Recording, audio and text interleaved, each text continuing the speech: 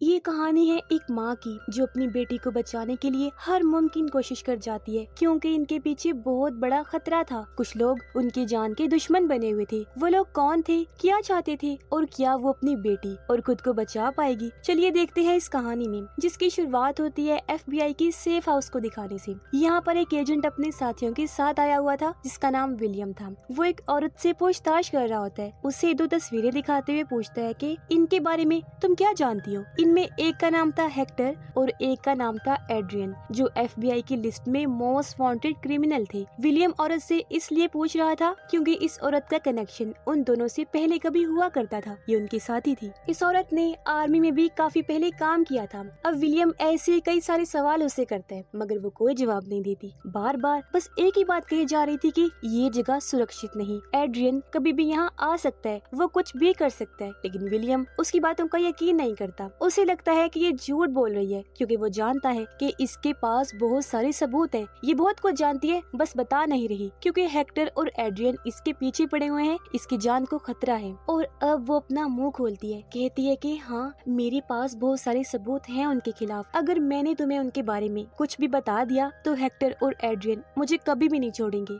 अब अचानक ही बाहर से गोलियां चलना शुरू हो जाती हैं, जो एक एक करके विलियम के साथियों को लग जाती हैं। उनकी मृत्यु हो जाती है, लेकिन विलियम खुद को और औरत को बचा लेता है। धीरे धीरे वो अब आगे बढ़ने लगे। तब तक उसके सभी साथी मारे गए थे, क्योंकि हर तरफ से गोलियां चल रही थी। और अब एक गोली विलियम को भी लग जाती है। वो काफी घायल हो गया, लेकिन औरत क्योंकि आर्मी में काम कर चुकी थी तो वो जानती थी कि इसकी मदद कैसे करनी है। वो विलियम को घसीट कर वहाँ से नीचे लेकर जाती है। अपनी स्किल्स का इस्तेमाल करके विलियम की जान बचा लेती है। वो जानती थी कि बाहर वाले लोग अंदर आ सकते हैं, इसीलिए वो बाथरूम में जाती है, कुछ चीजों को मिलाकर बॉम्ब बना देती है। लेकिन इससे पहले वो बॉम्ब को बाहर फेंकती, यहाँ पर एड्रियन आ जाता है। यहाँ हम पहली बार देख पाते हैं कि वो औरत प्रेग्नेंट है, और ये चीज देखकर जालिम एड्रियन उसके पेट में चाकू से स्टैब कर देता है, जिससे वो बेचारी दर्द में तड़पने लगी। मगर तब तक उसने बॉम्ब को एड्रियन पर छोड़ दिया था। वहाँ धमाका हुआ, बहुत ज्यादा आग फैल जाती है, जिसमें जलकर एड्रियन काफी जख्मी हो जाता है। मगर कुछ लोग औरत को तुरंत हॉस्पिटल लेकर जाते हैं। उसकी कंडीशन बहुत खराब थी।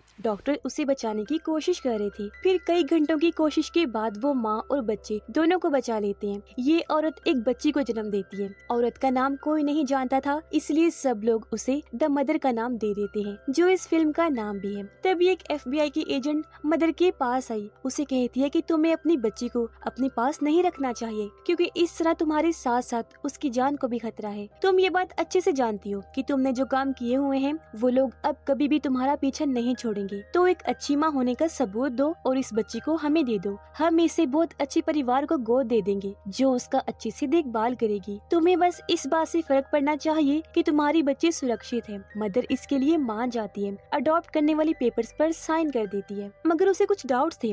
वो उठकर दूसरे रूम में जाती है विलियम के पास। उसकी हालत भी बहुत खराब है। वो विलियम को कहती है कि FBI के लोग मेरी बच्ची को ले गए हैं, लेकिन मुझे किसी पर भी भरोसा नहीं, तो तुम मेरी बच्ची की सुरक्षा करना प्लीज। विलियम इसके लिए मान जाता है कि हाँ, मैं जरूर रखूंगा। इसलिए मदर वहाँ से निकल जाती है। वो सीधा जाती है अलास्का, अपने दोस्त के पास उसके साथ रहना शुरू कर देती है। ऐसे टाइम गुजरता गया और 12 साल बीत जाते हैं। एक दिन मदर के पास लेटर आया, जो था विलियम का। वो उससे मिलना चाहता था, इसलिए तुरंत वो विलियम से मिलने जाती है। वो मदर को बताता है कि हमने हेक्टर के एक ठिकाने पर छापा मारा था। हमें वहाँ पर एक बच्ची की तस्वीर मिली है, जो और किसी की नहीं बल्कि तुम्हारी बेटी की है। उसके स्टेप पेरेंट्स ने बच्ची का नाम जोई रखा है। हेक्टर और एड्रियन को तुम्हारी बेटी के बारे में पता चल गया है। तुम उसकी माँ हो, तो तुमसे बढ़कर उसकी सुरक्षा कोई नहीं कर सकता। तो अपनी बच्ची की जान को बचाने की जिम्मेदारी अब तुम्हारी है, क्योंकि वो कभी भी उसे किडनैप कर सकते हैं। इसलिए मदर अपनी बेटी के पास एक पार्क में गई, जहाँ वो अपने सुतेले माता पिता के साथ आई हुई थी। मदर दूर से ही उस पर नजर रखे हुई थी।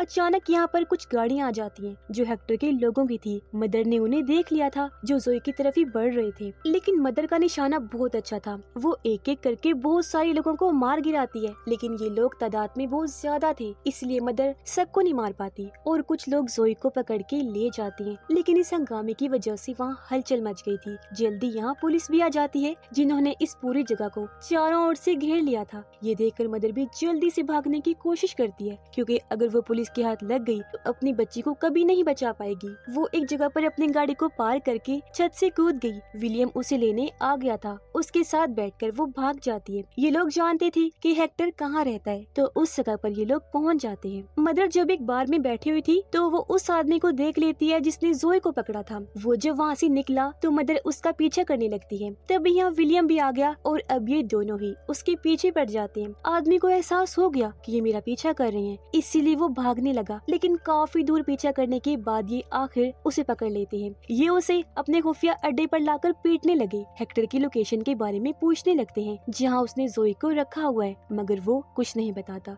इस पर जोई को गुस्सा आ जाता है। वो अपना आपा खोकर उसे इतना मारती है कि उसकी हालत अधमरी हो जाती है। इसलिए वो अब बता ही देता है कि हेक्टर ने उसे अपने वेयर हाउस में रखा हुआ है। रात के समय मदर विलियम के पास गई और यहाँ वो उसे अपनी पूरी कहानी बताने लगती है कि आखिर एड्रियन और हेक्टर मेरे पीछे क्यों पड़े हुए हैं, दुश्मन क्यों बने हुए हैं। वो कहती है कि जब मैं आर्मी में थी तो मेरी अफगानिस्तान में पोस्टिंग हो गई थी, जहाँ मेरा सीनियर एड्रियन था। मैं काफी अच्छी निशानेबाज थी, हर कोई यहाँ तक कि एड्रियन भी मेरी तारीफ किया करता था। मेरी उससे दोस्ती हो गई। फिर एड्रियन ने मुझे मिलवाया हेक्टर से। मुझे पता चला कि ये दोनों हथियारों की स्मगलिंग करते हैं, इसलिए मैं भी उनके साथ मिल गई, उनका साथ दिया। मगर एक दिन काम के दौरान मुझे एक कंटेनर मिला, जिसे जब मैंने खोलकर देखा तो अंदर बहुत सारे बच्चे भी थे। वहाँ से मुझे पता चला कि हेक्टर और एड्रियन असल में मासूम बच्चों की भी डीलिंग करते हैं, चाइल्ड ट्रैफिकिंग में कब से वो इन्वॉल्व हैं। ये देखकर मैं पूरी तरह शॉक्ड हो गई और मुझे खुद से घिन आने लगी कि मैंने ऐसे लोगों का साथ दिया। बस फिर मैं उनके खिलाफ हो गई। मैंने उनके खिलाफ सबूत जमा किए और मैं सीधा पहुंच गई FBI के पास। लेकिन इस बारे में उन दोनों को पता चल गया और बस तभी से वो मेरे पीछे पड़े हुए हैं। ये सारी बात सुनकर विलियम को भी काफी हैरत हुई। वो पूछता है कि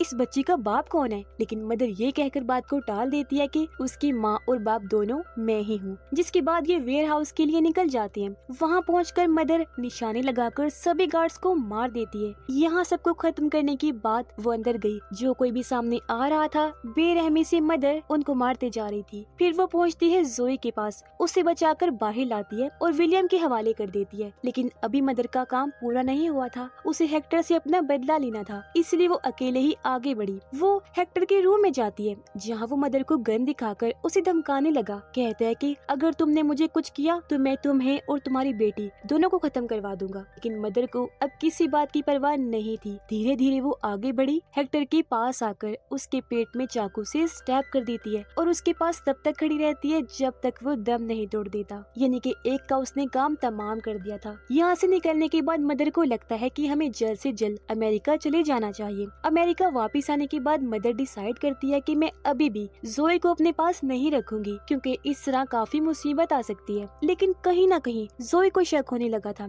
इसलिए वो मदर से पूछ भी लेती है कि क्या आप मेरी माँ हैं? लेकिन मदर कोई जवाब नहीं देती। अब हालांकि मदर उसे सारी सच्चाई बताना चाहती है, लेकिन वो मजबूर है, कुछ नहीं बोलती। और अब विलियम जोई को वहाँ से ले जाने लगता है ताकि उसे सुतीले माता पिता के पास छोड़ दे। लेकिन ये आधे रास्ते पर ही गए थे कि एक गाड़ी इनकी गाड़ी को आकर ठोक देती है, जिससे विलियम बुरी तरह घायल हो जाता है। कुछ लोग उस गाड़ी से उतरकर विलियम और जोई को बाहर निकालते हैं, लेकिन तभी यहाँ मदर भी बाइक पर बैठकर आने लगती है। वो जैसे इधर आकर रुकी, वो लोग उसके सामने ही विलियम को शूट करके मार देते हैं। मदर जानती थी कि अब ये लोग हमें भी मार देंगे, क्योंकि एड्रियन भी यहाँ पर आया हुआ था। लेकिन तभी मदर की नजर नीचे जाती है। इस एक्सीडेंट की वजह से उनकी गाड़ी के नीचे से फ्यूल निकल रहा था। ये देखकर मदर लाइटर जलाकर गाड़ी के नीचे फेंक देती है, जिससे वहाँ काफी बड़ा धमाका हुआ और सभी लोग घायल हो जाते हैं। इस चीज का फायदा उठाकर मदर जोई को बाइक पर बिठाती है और उसे लेकर निकल जाती है। जब तक वो लोग खुद को संभालते हैं,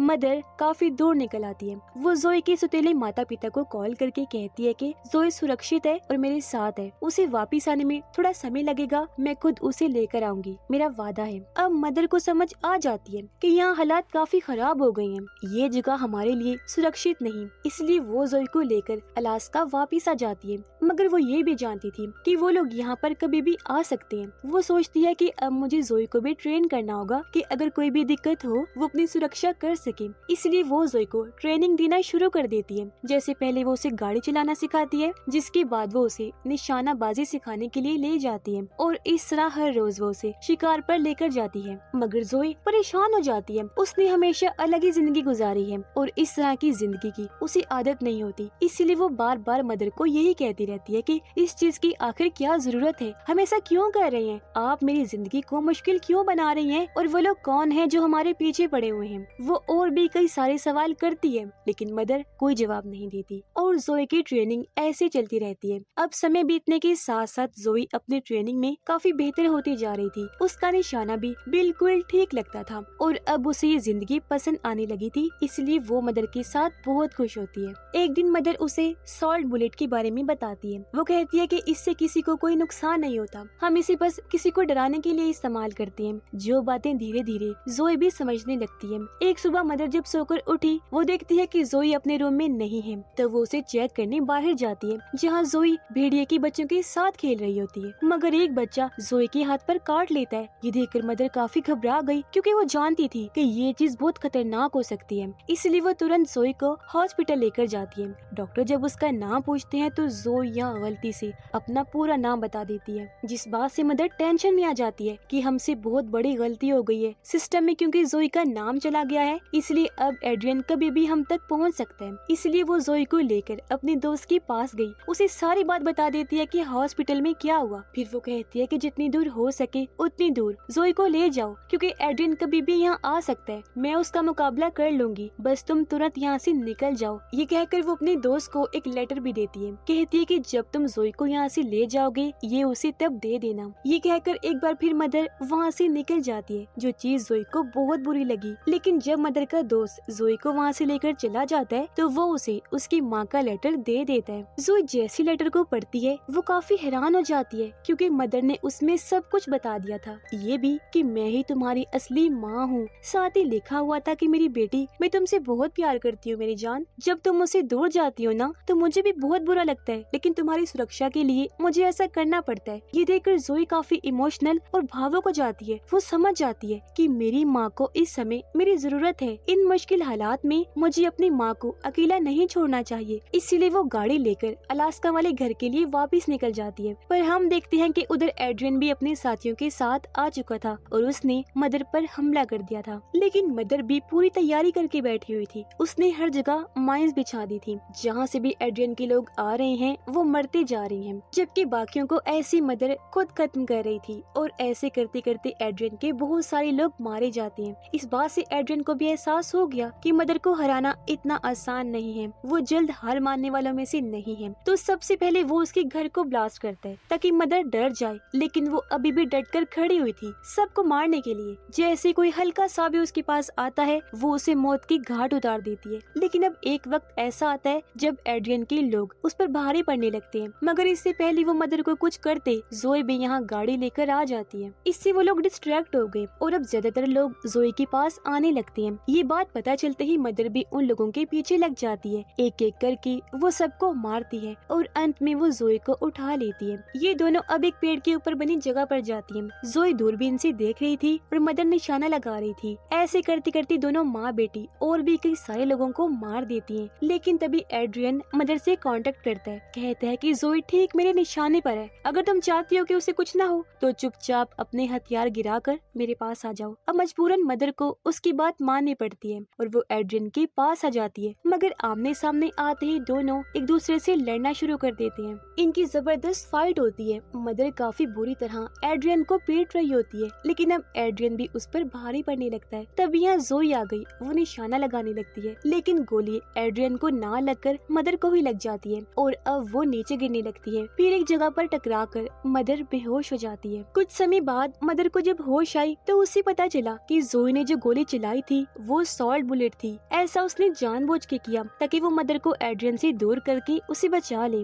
मदर को एहसास हो जाता है कि एड्रियन ने जोई को पकड़ लिया है और वो उसे यहाँ से ले जा रहा है। बड़ी हिम्मत करके मदर उठी, राइफल लेकर एड्रियन पर निशाना लगाने लगती है। गोली सीधा आकर एड्रियन को लग जाती है, लेकिन मदर को ये लग रहा था कि मेरा निशाना चूक गया है, तो वो एक बार फिर काफी निराश हो जाती है। लेकिन हम देखते हैं कि एड्रियन की मौत हो गई है और गाड़ी रुक चुकी है, इसलिए मदर जल्दी से भागकर गाड़ी के पास आती है। जोई भी निकलकर बाहर आ गई। दोनों माँ बेटी एक दूसरे के गले से लग जाती हैं। एक दूसरे के जिंदा होने से बहुत खुश थी। मदर को इस बात से तसल्ली थी कि अब मेरी बेटी को कभी भी कोई खतरा नहीं होगा। और अब वादे के मुताबिक मदर जोई को उसकी सुतीली माता पिता के पास पहुंचा देती है। लेकिन मदर खुद भी कहीं नहीं जाती, हमेशा ही अपनी बेटी के आसपास रहती है ताकि हमेशा ही हर मुश्किल से उसकी प्रोटेक्शन कर सके। जाहिर है वो एक माँ थी, अपनी बेटी पर कोई आँच कैसे आने दे सकती थी। ये बात जोई भी जानती थी कि मेरी माँ हमेशा मेरे आस पास है और इस तरह हम सारी जिंदगी मिलकर रहेंगी। दोनों ही इस बात से बहुत खुश थी और इसी के साथ ये कहानी इधर ही खत्म हो जाती है। तो हमने देखा कि किस तरह एक माँ अपनी बेटी को बचाने के लिए किसी चीज की परवाह नहीं करती, यहाँ तक कि अपनी जान भी दांव पर लगा देती है। तो स्टोरी आपको कैसी लगी जरूर बताइएगा। बाकी मिलते हैं अगली वीडियो में, तब तक के लिए good bye. Thanks for watching.